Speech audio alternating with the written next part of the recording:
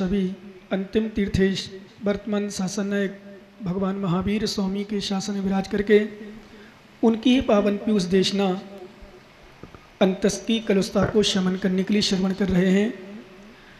कल हमने उत्तम संयम उत्तम तप धर्म देखा, अर्थात तप के पूर्व संयम और संयम के बाद तप। और जब संयम आ गया और तप आ गया तो त्याग बचा ही नहीं, तो त्याग धर्म आ गया। क्या? जब संयम ग्रहण कर लिया, सब कुछ त्याग कर दिया। लोग बोलते हैं पूजन बना दिया बनाने वालों ने, तभी वो भावना दूसरी है, पर लोग ही पढ़ते हैं परिग्रह 24 भेद त्याग करें मुनिराज जी। अरे भाई मुनिराज बन गए तो परिग्रह भेद क्यों त्याग करेंगे? परिग्रह त्याग तो गृहस्थ करता है। ठीक है, अंतरंग दृष्टि से भी परिग्रह का त्याग मुनिराज का हो, इस मंगल कामना से शायद वो पूजा में लिखा गया है कि 24 प्रकार के परिग्रह होते हैं, 10 प्रकार के बाह्य परिग्रह और 14 प्रकार के अंतरंग परिग्रह। इस प्रकार के 24 प्रकार के परिग्रह का त्याग मुनिराज कर देते हैं, मतलब उनको राग द्वेष आदि भी नहीं होता। इस प्रकार से 9 जो कषाय होती हैं और एक मिथ्यात होता है, अनंतानुबंधी की 4 कषाय होती है, तो 9, 5, 14 इस प्रकार के हो जाते हैं। और 10 प्रकार के बाह्य परिग्रह उनका भी मुनिराज त्याग कर देते हैं। कहने का 10 प्रकार के परिग्रह तो पहले त्याग कर ही देते हैं। वैसे राग दोष आदि का भी त्याग पूर्ण रूप से विकल्प अवस्था में कर देते हैं, पर कुछ अवस्था में सत्ता में रह जाते हैं, 9 कषाय आदि रह जाती हैं, पुरुष वेद स्त्री वेद नपुंसक आदि के लिए रह जाता है, इसलिए उनका भी विकल्प समाप्त हो। मुनिराज जब 7वें गुण स्थान में रहते तो उनका भी विकल्प उनको नहीं होता है। तो वास्तव में तप और संयम धर्म आगे हमने कल कहा था, संयम धर्म में तप को अंतर्भाव इसलिए कर लिया क्योंकि जिसने संयम ग्रहण कर लिया उसका तपस्वी नियम से होगा ही होगा। वो तपस्वी संयमी हो कोई नियम नहीं, लेकिन संयमी नियम से तपस्वी होगा। क्या? संयमी नियम से तपस्वी होगा, तपस्वी संयमी हो कोई नियम नहीं, क्योंकि तपस्या तो आप लोग भी कर लेते हो। श्रावकों की तपस्या को श्रेष्ठ तपस्या नहीं कहा गया है, श्रावकों की तपस्या को गज स्नानवत कहा गया है। अथवा रज्जु जो मथानी, आप लोग मथानी चलाई कभी माताओं? दही भिलोने के लिए, मठा बांधने के लिए वो मथानी होती है, मथानी को चलाया जाता। आजकल तो मिक्सी से शायद दही छाछ निकालने लगे, ऐसे होता ना, मिक्सी चल गई आजकल, पता नहीं क्या क्या चले। कुछ दिन बाद तो रोटी बनाने की चल गई, वैसे खाने की ओर चल जाएगी। सोनभद्र सीढ़ी जैसे वो खाना ही पड़ेगा आराम से। बोले महाराज काम करते करते भोजन हो जाओ, क्यों क्या नहीं, हमारे विकास बढ़ जाता है जी, बिजी बहुत रहते हैं, भगवान करे जल्दी सब मशीन आ जाए। पर ऐसी मशीन हो रहा है कि महाराज तुम्हारे घर, हाँ ये भी बात है, बच्ची बताइए तुम्हारी मेनका जी ने बोले महाराज आप तो हमारे घर आए थे। मैंने कहा अच्छा रहा कि तुमने साथ में बोल दिया स्वप्न में, नहीं तो कोई रिकॉर्ड करता। बोले महाराज आप घर आए तो किस आए थे? बोले बच्चे को दवाई देने। मैंने देखो इसका मतलब माँ प्रेग्नेंस है और गर्भवती होने पर यदि मुनिराजों के सपन आते हैं दर्शन के, समझ लो उसके पेट में जरूर पुण्यशाली जीव आया होगा। मुनिराज को आहार दिखते हुए दिख जाए, वंदना करते हुए दिख जाए, मुनिराज के दर्शन करते हुए तीर्थ वंदना दिख जाए स्वप्न में, समझ लो विकास ज्ञानी। ध्यान रखना किसी से नहीं पूछना कि बच्चा कैसा आने वाला है। और वैसे भी देखो ये नियम है, मैंने कल एक दोहा सुनाया था शाम को, जाके जैसे नदियाँ नारे ऊके वैसे भर का, एमपी वाला समझ सकता है, बाकी तो नहीं समझ पाएंगे। जाके जैसे नदियाँ नारे ऊके वैसे भर का, और जाके जैसे बाप मताई ऊके वैसे लड़का। समझ रहे हैं आप लोग? नहीं समझे? जाके जैसे नदियाँ नारे, शाम को बताया तो जो शाम को आते हो क्लास में सुना होगा, जाके जैसे नदियाँ नारे, नदियाँ नाले जैसे होते हैं उसके भड़का भड़का मतलब गड्ढे होते हैं, वैसे होते हैं जैसे उनका बहाव होता है वैसे गड्ढे होते हैं। इसी प्रकार जैसे जिनके बाप मताई, जैसे जिनके माता पिता होते हैं उनके वैसे लड़का बच्चे बच्चे होते नियम से, संस्कारवान माता पिता के। क्योंकि एक और समझने, जैसा सांचा होगा वैसी तो सामग्री ढलेगी ना, ये नियम है, सांचे के अनुसार सामग्री ढलती है। ईंट जैसा होगा, जैसा सांचा होगा वैसे ईंट बनेगी। ऐसे बच्चे बच्चियाँ भी अधिकांश, अब कोई बिरला हो जाए रावण जैसा या यूँ कहें मारीच जैसा, तो बिरले हैं ऐसे कि सांचा तो सही, लेकिन कभी कभी वो सांचे से भी सामग्री कभी कोई यहाँ वहाँ हो जाती है ना, समझ रहे ना। ईंट बनाई, बहुत सारी ईंट अच्छी निकल जाती, कुछ ईंटें बिल्कुल खराब हो जाती है। सांचा तो एक ही है, पर वो कभी कभी स्थिति बन जाती है ऐसी कि किसी बिरले धर्मात्मा माता पिता के बच्चे भी कई बार कुसंस्कारवान निकल जाते हैं। और साक्षात दृष्टांत हमारा आदिनाथ के परिवार में है, आदिनाथ भगवान के कुल में है, जिनका परिवार पूरा धार्मिक, परमात्मा बनने वाला अधिकांशता, गणधर पद को प्राप्त करने वाला, तीर्थंकर पद को प्राप्त करने वाले, चक्रवर्ती पद को प्राप्त करने वाले और विश्वास मानो कामदेव जैसे पद को प्राप्त करने वाले, और उनके परिवार में ऐसा भी एक कुसंस्कारवान निकला जिसने पिता ने तो तीर्थंकर बन के बहुत सालों तक, बहुत वर्षों तक तो जैन धर्म की प्रभावना ने, वीतराग धर्म की प्रभावना की, पर ऐसा भी कुसंस्कारवान निकला, ऐसा भी मिथ्या दृष्टि निकला, ऐसा भी अहंकारी निकला जिसने मिथ्या मत को चला दिए परिवार में ही। अब कोई चिंता मत करना, किसी के परिवार में कुलक्षणी शिक्षा बच्चा निकल जाता है, कुसंस्कारवान निकल जाता है, चिंता मत करना। क्यों? क्योंकि उसकी होनहार ऐसी है। उसको 24वां तीर्थंकर बनना था। कौन सा बनना था? परेशानी तो कुर्सी में बैठ जाओ। क्या ध्यान रखना, कुसंस्कार कहां से आए? क्योंकि ध्यान रखना, एक कहावत है, गति के अनुसार मति होती है। यत्र गति तत्र मति, यत्र मति तद गति। आचार्य महाराज योगेंद्र देव स्वामी ने परमात्म प्रकाश में लिखा है, जैसी गति वैसी मति, जैसी मति वैसी गति। इसलिए आप विचार करना, जैसे हमारी तपस्या, संयम, साधना, ध्यान रखना, अब संयम की साधना होती वही साधना, वही तपस्या कहलाती है।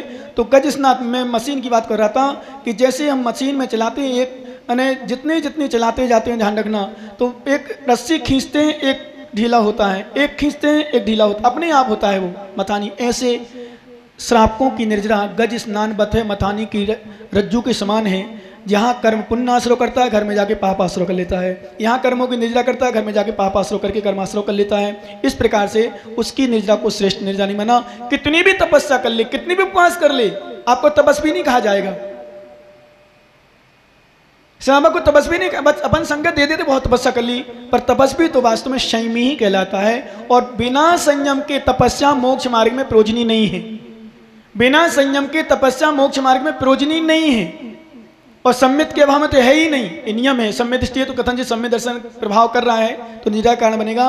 लेकिन जहां सम्यक्त है, जहां संयम है, वहां तप श्रेष्ठ है। ऐसे तपस्या में देखी हमने कल छोटा सा दृष्टांत दिया था, कोयला काला होता है, लेकिन उसी कोयले को आग लगा दी जाए और जल करके राख हो जाए तो राख कैसी होती भाई? बताओ विक्रांत ज्ञानी, कैसी होती है? सफेद होती है।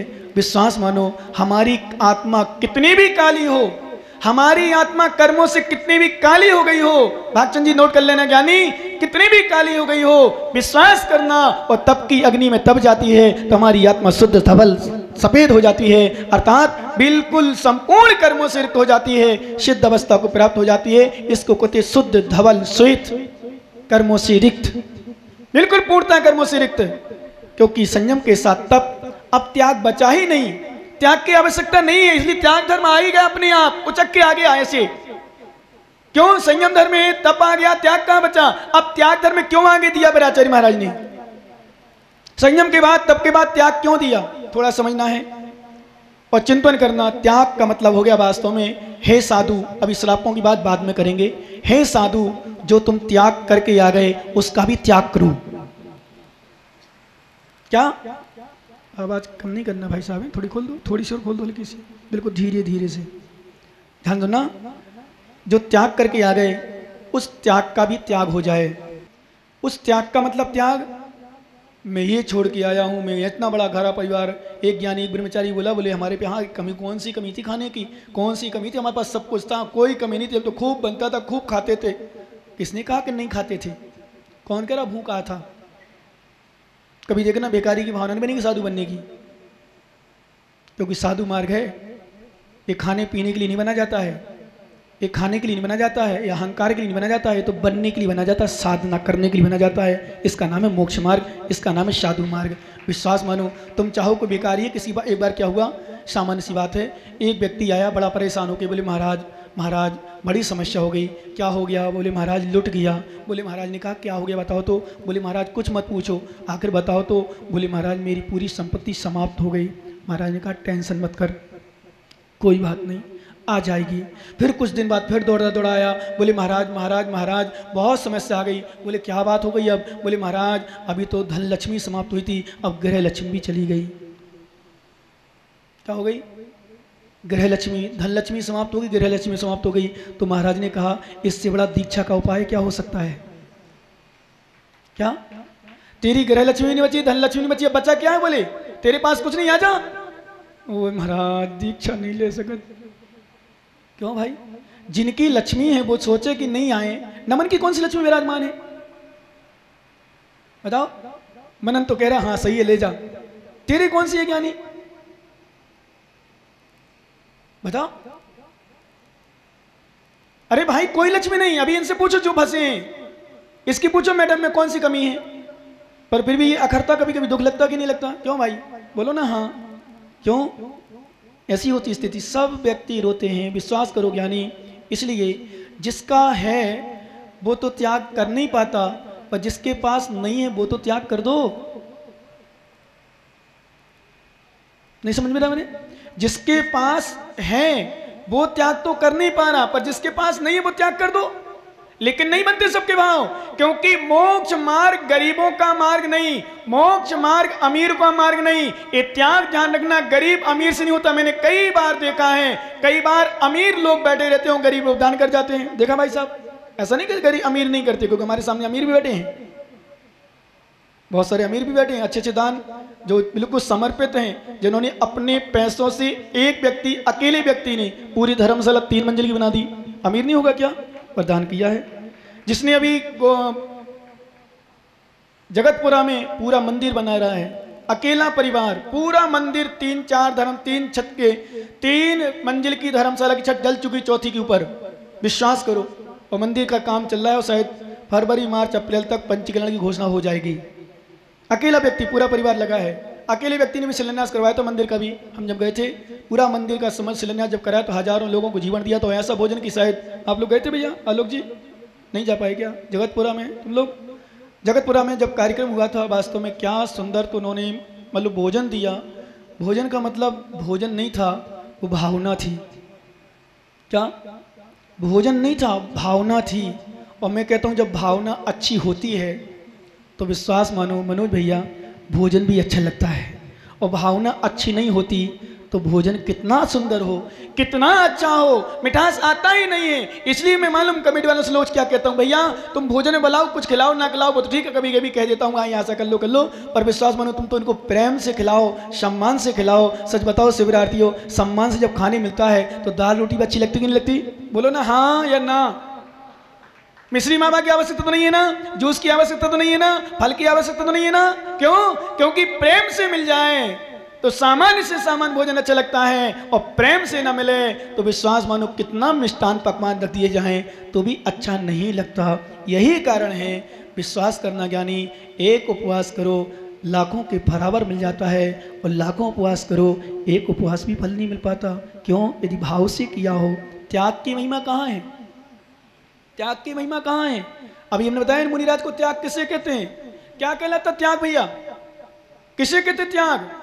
त्याग का मतलब त्याग का भी त्याग हो जाए। हे महाराज, जो त्याग करके आप आए हो घर से, आप घर की याद मत करना, आप घर को मत देखना, पैसे को नहीं देखना, नहीं तो लोगों से कहो मेरे पास क्या कमी, तू समझता क्या मुझे? नहीं, कुछ नहीं समझ, सब समझ गए महाराज। एक बार स्थिति बन गई ऐसी, एक साधु तो बड़ा साधना कर रहा था, उसको सच था, उसको बड़ी गुस्सा आती थी।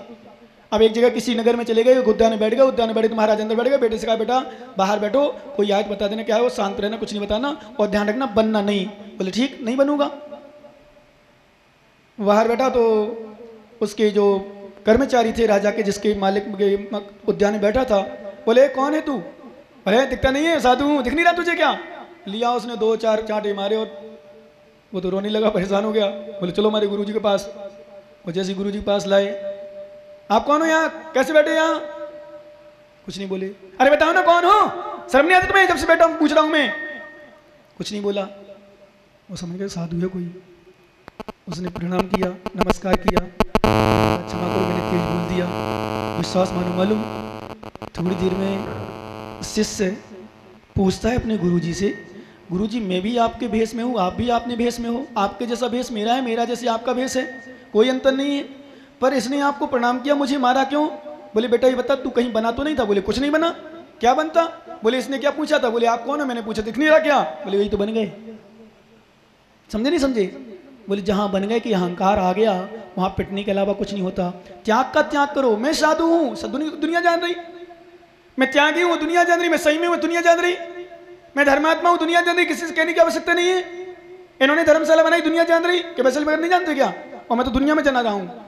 इन्होंने मुझसे थोड़ी कहा महाराज आप बताओ, सब कोई तो सभी शर्मिंदा भी हो जाते हैं, क्या है महाराज हो गया सो हो गया, दे दिया, पर दे रहे हैं। फिर तुम्हारा कब विराजमान होगी, कब पंजरे मिलेगा, अभी भी मैं कहते रहता हूँ।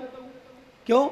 उनने बोल दिया, उनने दे दिया, उनको नहीं सोचना, पर देने वाले खुद सोच सकते हैं। जिन्होंने दान दिया, सीकर वालों ने बहुत सारा दान दिया, यहाँ देंगे, हमेशा बोलेंगे, हम बोलेंगे हमेशा, आज नहीं, विश्वास बनो सीकर वालों, कम से कम 2-4 साल तक तो सीकर का दृष्टांत नाम आएगा ही आएगा तुम्हारे दान में। ये मैं वचन दे रहा हूँ, प्रॉमिस कर रहा हूँ, क्योंकि दान की महिमा तो अपनी आप त्याग की महिमा है ही, कोई विकल्प ही नहीं है। क्योंकि जहां त्याग है वही सच्चा धर्म, त्याग का भी त्याग। जैसे ज्ञानी आया, बोले महाराज गुप्त ही रहेगा, न यहाँ नाम न वहाँ नाम। मैंने आशीर्वाद दिया दिल से। मैंने बताओ, लोग 1100 रुपये देते हैं तो दान की भावना, नाम की भावना रखते, सम्मान की भावना रखते हैं। 11,000 दे दो, कहने क्या है, मुझे विश्वास में 1 लाख 2 लाख 4 लाख 5 लाख दे दे और फिर भी गुप्त रखे, समझ लो बहुत बड़ा पुण्यशाली है। कितना उसका पुण्य है जो गुप्त देने की भावना बन गई। ध्यान रखना, शास्त्र में लिखा है, सुन लो ज्ञानियों। ठीक है, नाम कमेटी वाले करें, हम लोग करें, हम लोग करते ही हैं। मेरे यहाँ तो कोई पेन भी दे जाए ना अच्छी भावना से, उसका भी प्रकट कर देता हूँ। देखो पेन दे गया, वो पेन भी विश्वास करना, और फिर इतना लाखों दो तुम प्रकट करेंगे, पर तुम भावना, आगम में लिखा है इस हाथ से दो यदि, तो इस हाथ को पता नहीं चलना चाहिए, वो इस हाथ से दो तो इस हाथ को पता नहीं चलना चाहिए। नियम के अनुसार ये है सही त्याग, ये है दान। क्यों?